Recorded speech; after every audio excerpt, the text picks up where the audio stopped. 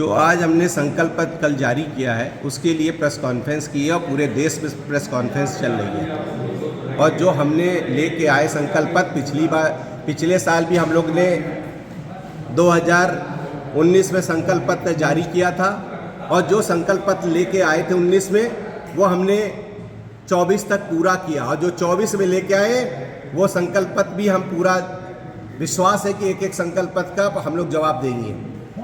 तो विपक्ष का लगातार आरोप है कि जो नौकरी का वादा किया था 2 करोड़ है और स्मार्ट सिटी है, ये सब चीज़ें हैं और काला धन लाने की बात थी वो अभी तक नहीं आई। इन पर क्या कहना चाहेंगे? देखिए, विपक्ष कहता है और हमने करके दिखाया है। आज आप कह रहे हैं नौकरी नहीं लगी, स्टाइपेंड इंडिया से, सैनिक इंडिया से कितने रोजगार मिला है, कितनों को रोजगार मिला। आज कन्याकुमारी से श्रीनगर तक का जो रोडों का जाल बिछाया गया, क्या उसमें एक रोजगार नहीं मिला?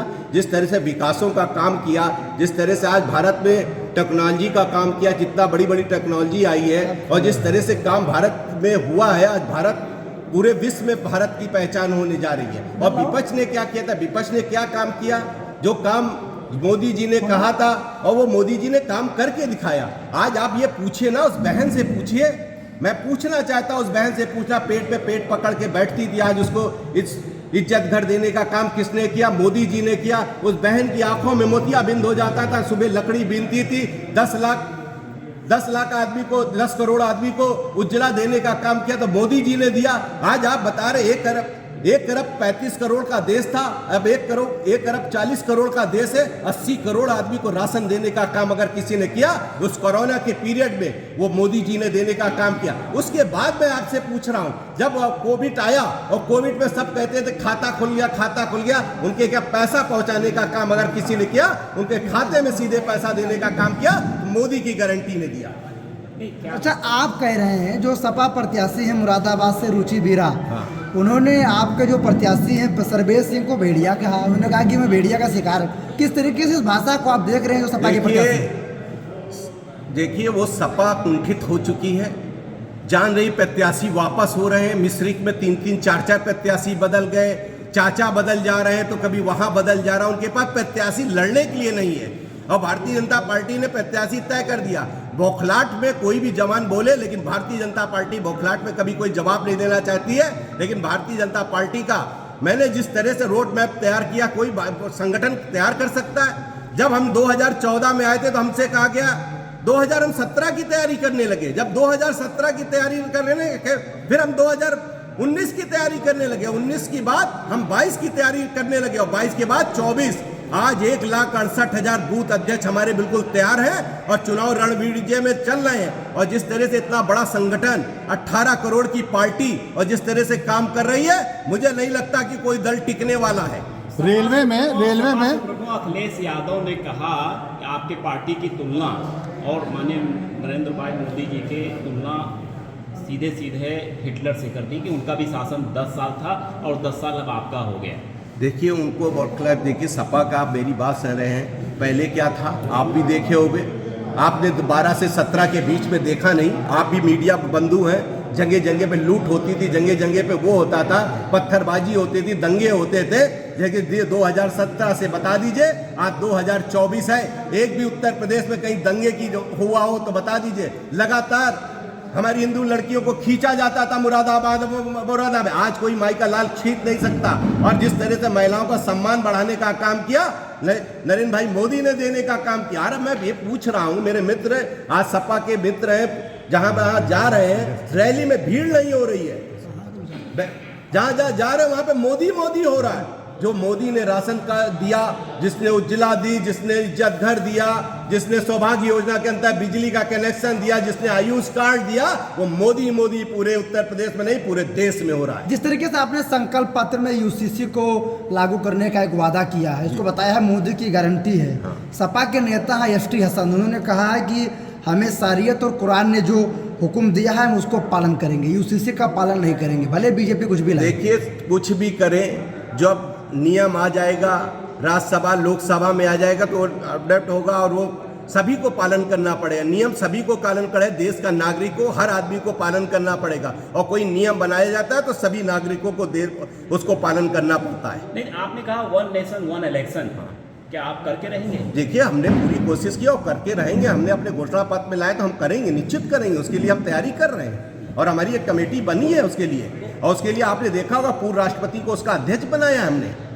ये विदेशों में काला धन जमा है, किसका है? देखिए, विदेशों में काला धन जमा, उसके भी देखे, उसके भी परिणाम आ रहे हैं। लेकिन मैं जिस तरह से आप बता रहे हैं, जिस तरह से वन नेशन वाला, जिस तरह से मैंने उसमें अध्यक्ष बनाया है, पूर्व राष्ट्रपति जी को अध्यक्ष बनाया, उसकी कमेटी बनाई, उसमें काम चल रहा है और वो काम देखिएगा, आपको दिखेगा कुछ दिनों में। जिस तरीके से आपके घोषणा पत्र को लेकर कांग्रेस पार्टी ने अपना घोषणा पत्र पहले जारी किया, टूट गया है कि ना तो बीजेपी ने रोजगार की गारंटी दी, ना महिलाओं की सुरक्षा की गारंटी दी, ना लोगों को एक शिक्षित करने की गारंटी दी। ये बीजेपी का जो घोषणा पत्र, ये जुमले वाला घोषणा पत्र, ऐसा कुछ होने वाला नहीं है। सबसे बड़ी बात, 1 करोड़ आदमी को हमने लखपति दीदी बना दिया और हमारा जो लक्ष्य है 3 करोड़ को और लखपति दीदी बनाने का।